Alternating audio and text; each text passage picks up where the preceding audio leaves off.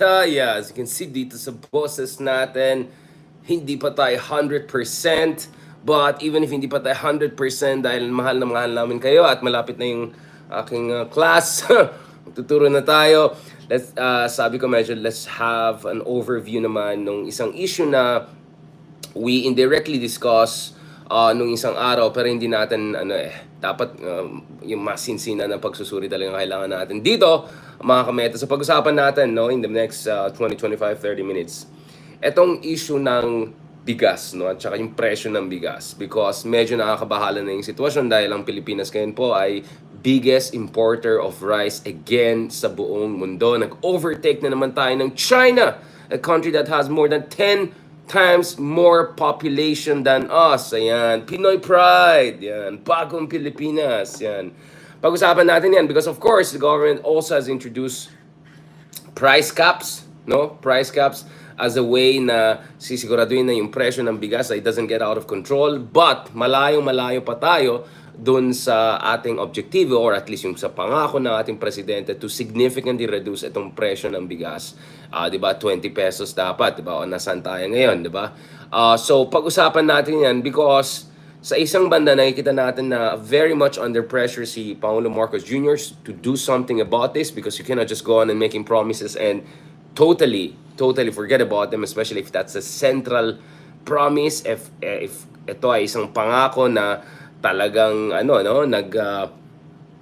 inspire na marami sa ating mga kababayan. And of course, hindi lang yung 20 pesos kada kilo ng bigas yung pangako ng ating ayan tayo.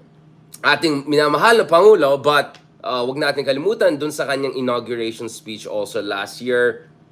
He promised a new era of prosperity na lahat ng Pilipino ay hindi na kailangan mag-alala about poverty, about food security, etc. At of course, kaya nga naging Department of Agriculture Secretary si BBM dahil si President Marcos Jr. realizes na something drastic, something significant has to be done dito sa issue ng food security sa Pilipinas. So pag-usapan natin very quickly about this. Again, we'll try to be as objective and as non-partisan as possible because again, hindi rin ako natutuwa dun sa iba na automatically whatever the government does, kikriticize nila dahil kailangan balansehin talaga ng gobyerno niyan because sa isang banda, kailangan natin protektahan yung ating consumers. Especially yung mga mas mahihirap natin mga kababayan, underprivileged communities na sobrang dependent sila sa bigas to essentially to be their main source of energy, calories per day, di ba? Siyempre, mga mayaman hanggang steak na lang, carnivore,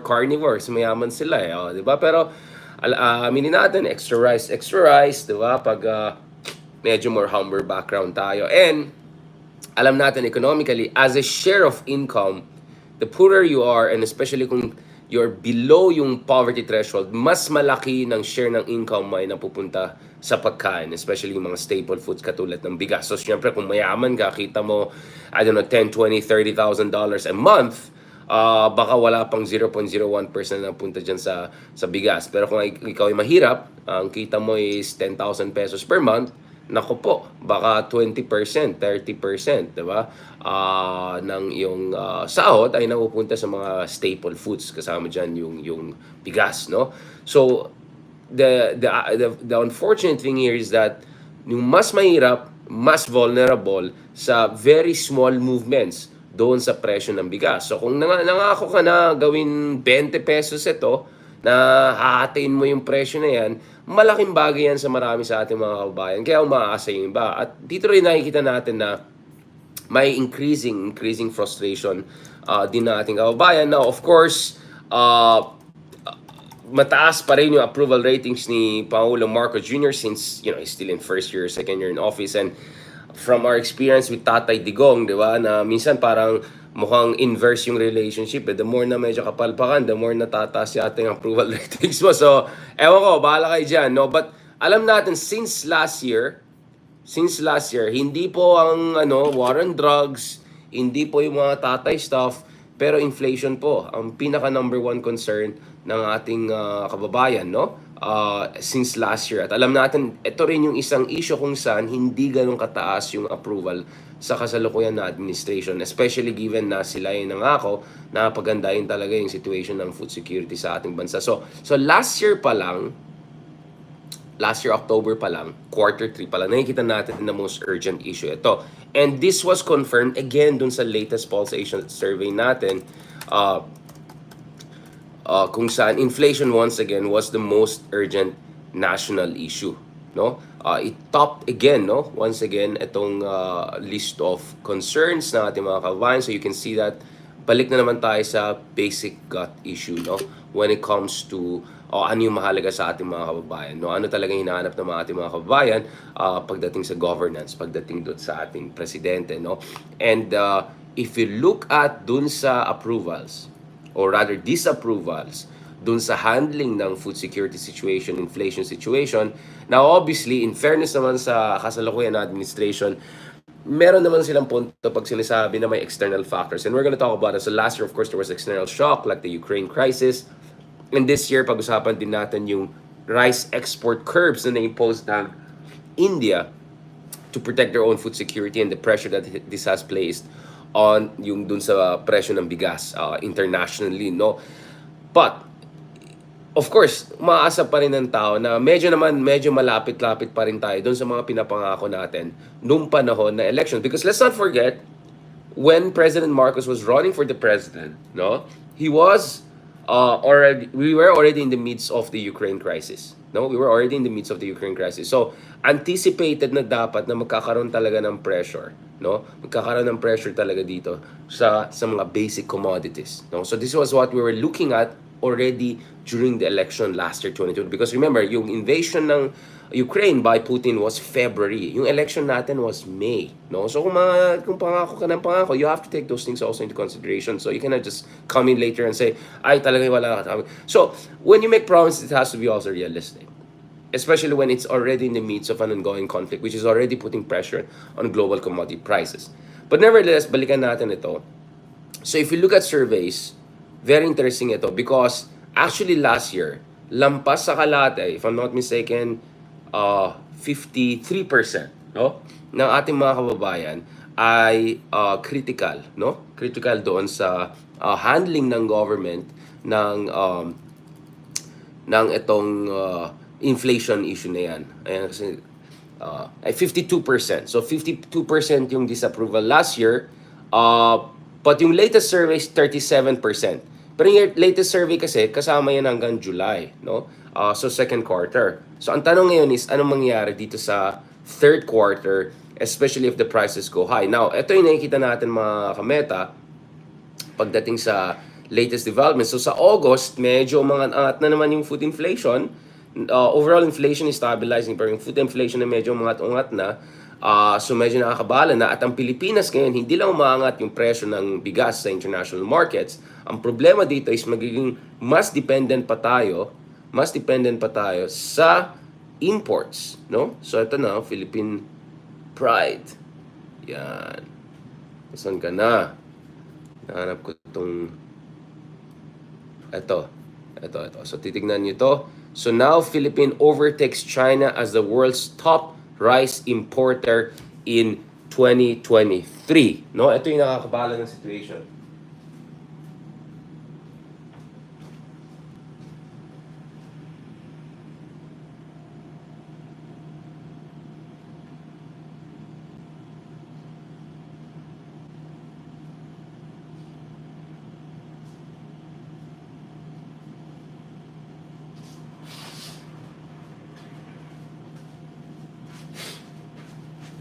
Sorry sinisipon na tayo. Okay, yan. So, ito yung nakakabala ng situation ngayon sa atin because meron tayong pressure dun sa presyo ng bigas in international markets, and at the same time, ang laki din yung mga in-import natin. So, lampasan natin yung China. So, that puts us in a very, very troubling situation. In fact, speaking of food security, almost 90% ng ating mga rice imports ay galing lang sa isang bansa. Well, luckily, it's not that giant communist country, but, well, it's another communist country, no? That's Vietnam, no? So, Earlier this month, nag-meet yung leaders natin with leaders of Vietnam. I don't know bakit ang picture dito yung picture ni Vice President Kamala Harris yata yan. So, President Marcos Jr. signed a 5-year rice supply deal with Vietnam. Ang Vietnam po ay source ng 90% ng ating rice imports. So, very, very dependent tayo sa isang bansa. So, and then given that the President has staked his own political capital on the issue of food security, given the fact that the President himself is the Department of Agriculture Secretary. That just tells you how important has Vietnam become to the Philippines. Now, inevitably, that's going to have implication. I'm more optimistic about this, about cooperation also on the South China Sea, West Philippine Sea issue. But nevertheless, of course, ayaw natin maging sobrang dependent sa isang bansa lang for 90% of our staple food. At ito po yung medyo nakakabala na situation sa atin. Even if, of course, yung Vietnam hindi kasing laking problema ng China, and they're not really a huge problem rival to us in the way that China is doon sa West Philippine Sea. But nevertheless, dapat di tayo mag-depend sa ibang bansa talaga pagdating sa ating mga basic staple foods, etc. Malaking issue yan. So, what's happening right now is So, ang problema is nung August, yung climate change, namely yung droughts at erratic rainfall, ay sumabay dun sa protectionist policies, especially yung India's exports curbs, no? Na dahil doon, medyo lumala yung situation dun sa international rice markets. So, according dun sa United Nations Food and Agriculture Organization, FAO, yung rice prices ay tumaas by almost 10% in August. So, almost double digits, so 9.8%. At yung Thailand's rice exports, kasi after Vietnam, Thailand yung biggest source ng imports natin, surged to more than $600 a ton. That's 50% year-on-year increase. So, yung exports, for instance, ng rice ng Thailand ay 50% more expensive than last year. So, kung 100 pesos, kunyari kada kilo last year, yung sabihin natin yung mga special jasmine rice, ngayon ay 150. Right? So, kung 70, then 105, for instance. No? So, laki talagang problema natin dito dahil sobrang vulnerable tayo sa fluctuations in the global markets. And the global markets are super unstable, no? So I really suggest you guys check, for instance, this very interesting article on Bloomberg magazine that looks at rice market shows strains after India's campaign of curbs. Dahil of course yung India po, inuuna yung sarili nilang interest, no? Syempre they have to protect their own people and make sure na hindi sila export kung mas kailangan nila sa loob, especially yung masarap nilang basmati rice. The problem is that once there's a concern about dun sa rice supply, boom, that's gonna push up the prices internationally, no? So, yun po yung so sumabay-sabay po itong lahat ng mga bagay-bagay, climate change, export curbs, and then yung presyo ng Thai rice exports ay tumaas ng 50%. So, that's why pag titignan mo yung presyo ng bigas ngayon, well, hindi siya umabot na 80 pesos, 90 pesos, hindi siya total crisis, pero malayo pa rin tayo dun sa 20 pesos. And in fact, yung mga pinakamura na nakita natin as of last Friday, dahil may sinulat tayong artikulo ukol sa isang issue ito.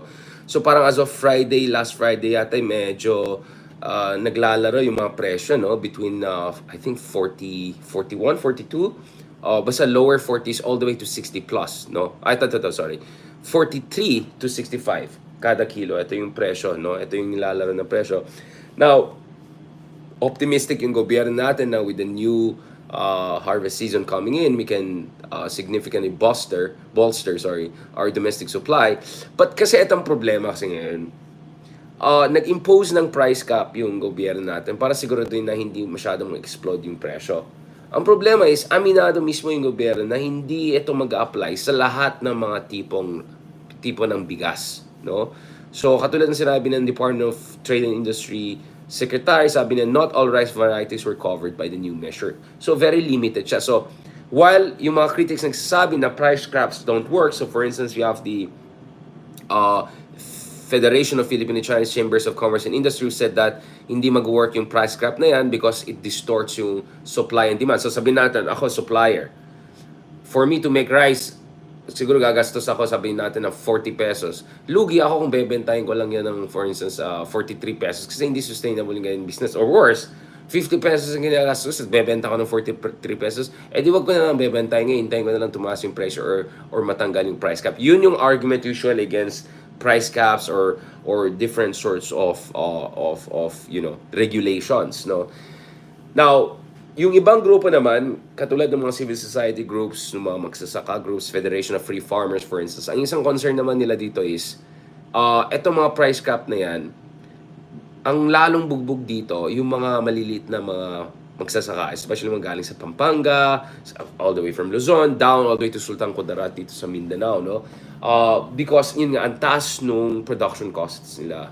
So kung sobrang liit yung margins of profit nila, hindi talaga sustainable ito. So from the humblest groups, civil society groups, Federation of Free Farmers, all the way to big business community like Federation of Philippine China Chambers of Commerce Industry, very skeptical sila kung gagana itong mga price caps na yan. At naglalaro ng between 43 to 65 pesos kada kilo last week, which is malayo-malayo dun sa 20 pesos. So I don't know, arguable kung it's working or not. We can have a debate about that. But for me, the bigger concern also here is, and aminado yung mga nandun sa loob ng gobyerno, from Department of Agriculture, sa Department of National Economic Development Authority, is that kung import lang naman tayo ng import, ngayon yung biggest importer tayo, kailan tayo gagawa ng sarili natin kakayahan, no? Paano natin palakasin yung sarili natin kakayahan kung import lang tayo ng import? Kumikita ang Vietnam, kumikita ng Thailand sa atin, kumikita yung ibang bansa dahil mataas yung mga demand doon sa international rice market. So even if may curbs in India, mataas pa rin presyo ng mga ini-export nila even if it's at lower volume. So kawawa talagang Pilipinas. More and more money is going out of the country. Kaysa sana mag-invest tayo dito sa sarili nating kakayahan. And that raises a more fundamental question. Do we need a leadership reshuffle? Is there someone who can really help the Philippines to move in the right direction? I think, for instance, President Marcos Jr., he did some decent food security diplomacy with Vietnam. But then again, that's a stopgap measure. It doesn't fundamentally answer yung pangangailangan natin when it comes to development of our own rice production. Because, quite long ago, we were a self-sufficient country. And in fact, also with the capability to even export rice. Look at India, for instance. Look at Vietnam. Ang laki ng mga population ng mga bansa na yan. And yet, they can export huge numbers, especially Vietnam. No? Halos kasing laki natin in terms of population. But they're a huge exporter. Also, Thailand. So, hindi dapat excuse yung ating population. At tapos titignan mo naman yung topography, yung geography, yung climate sa Thailand and Vietnam. Ano po yung excuse natin para hindi mag-produce ng malaking para maging sobrang import dependent tayo? Napaka-ridiculous naman yung situation niya. Tsaka yung mga nagsasabi, bawasan nyo lang yung rice niya, no? I get the diet advice, but obviously that's a lousy way of excusing us for a more fundamental problem, which is sobrang palpak yung domestic production capacity natin. At sobrang mahal doon para sa mga maliliit na mga producers, yung mga small scale producers. And it's not like the larger scale ones are necessarily a solution to the problem. At ibang mahabang usapan yan we can have in different vlog. But going back to this, so now may mga proposals na siguro kailangan na palitan yung interim head ng Department of Agriculture, namely President Marcos Jr., and put someone who actually knows something about agriculture policy. Now, in fairness naman to President Marcos Jr., from what I understand, when he was the governor of Ilocos, he had some familiarity with agricultural issues, etc. And guess who was my source? One of my sources was actually NEDA Secretary Balisacan. Now, it happens that NEDA Secretary Balisacan, Professor Dr. Balisacan, is also known as a leading agriculture economist in the Philippines, if not the leading agriculture economist. I think his PhD, if I'm not mistaken, had to do something with that. He comes from the north. I think Mariano Marcos, yung undergraduate na before he went UP and beyond and got his PhD. And so agriculture economics is really his thing. And you also have some very high-level, efficient people as undersecretaries dyan sa Department of Agriculture. And the argument is that maybe you need someone new there. Interestingly, this proposal was backed up by Department of Finance and also was backed up by Department of Trade and Industry based on the reports that we saw. Pero ayon naman kay NEDA Secretary himself, wala pa daw proposals for him to take over. The same way na ang sinabi nila Marojas na hindi rin naman sila in-offer. So I don't know what's going on here. Now, if I were to hazard to speculate, I would think that Secretary Balisacan would rather stay in the NEDA because NEDA really allows him to have a much more macro, right, oversight doon sa ating ekonomiya. Kasi laki ng role ng National Economic Development Authority, and it's very comfortable in that position dahil he was in that position also back during the Aquino administration. The Department of Agriculture is very, very difficult because it's not only about policy, it's also about dealing with smugglers, hacienderos, trapos. Medyo, medyo mahirap, medyo high risk job na yan. So I don't know if Secretary Balisacan is excited to take up the job, but some people, including some of his colleagues, or some would say rivals, whatever, want him to be there in the Department of Agriculture. I don't know. It's a tough call. It's a tough call if that comes. But so far, we don't see any indication of President Marcos Jr. that he wants anyone else to replace him in the meantime. Now, on the other side of the argument, ang narinig ko naman, especially from some of the people na na-meet natin from sa loob ng Department of Agriculture, is that para sa kanila, gusto nila si BBM nandun dahil may presidente ka. But of course, the question is the president effectively deploying his bully pulpit and his political capital as the highest, official of the land, as the commander-in-chief, to really push for radical reforms that is necessary to make the Philippines a far more food self-sufficient country? Yan. Malaking issue yan. At pag-usapan natin yan. So this is still a developing issue. Now, I don't think that this has been as much of a dent on the momentum and popularity of the president as many of the critics or opposition or some analysts would expect. And then you also have all of this issue with the confidential funds with the other person out there. So siguro hindi masyadong pinag-usapan ng mabuti yan. But let's not forget, this is a gut issue. This is very important for a lot of people. And maraming beses nakita natin mga Itbulaga show, whatever, biglang, di ba, nagreklamo yung mga kababayan natin because they're not seeing the improvements on the ground that they want to see. So, to conclude on this, because I have to go start teaching na. Well, the president talked about bagong Pilipinas. Diba? Bagong Pilipinas, bagong mukha. Yan, yung mga Andrew E. Boy, salita. Yan, gano'n. So, ang tanong is, are we seeing really a radical transformation of the political economy in the Philippines? And for me, one of the best legacies that President Marcos Jr. can leave behind is not yung mga new logos and yung mga ganyan, but dealing with the issue of food security and also making sure na hindi kasing kawawa yung ating mga magsasaka as they have been over the past 2-3 decades. I mean, the average age of a farmer in the Philippines is what? Middle age na. Lampas sa 50 years pa yata yung iba nakita ko numbers. It's insane. It's crazy. It's crazy. Something has to be done about it because the Philippines cannot get out of poverty. The Philippines cannot industrialize if it doesn't get the basics right. And literally, when it comes to food security and our staple food, rice, kailangan talaga yan. So, as an advice, yes, bawasan ng rice, especially sa gabi. Hindi yan maganda for your health. Carbohydrates, bawasan. But, as much as I want to give that kind of a petty bourgeois lifestyle advice, we also have to make sure na yung presyo ng bigas is affordable. Maybe we cannot get 20 pesos, but we have to bring it down and we have to make sure na hindi tayo masyadong dependent on food imports from outside. On that note, thank you very much, everyone. Maraming salamat. Tignan niyo, mahal na mahal naman talaga kayo. Kahit ganyan, kahit medyo sinisipon na tayo, go pa rin tayo. Ganyan talaga. Ganyan talaga mga nagmamahal para sa bayan. Now, thing is, please stick around because tonight, before mag-off tong laptop ko, tonight we're also hoping to have a catch-up with our good friend Lisandro Claudio, Dr. Claudio, also to discuss more. We can talk about agricultural policy, we can talk about confidential fund. So iba naman kausap natin. So stay tuned for, this should be early morning San Francisco time. Alright?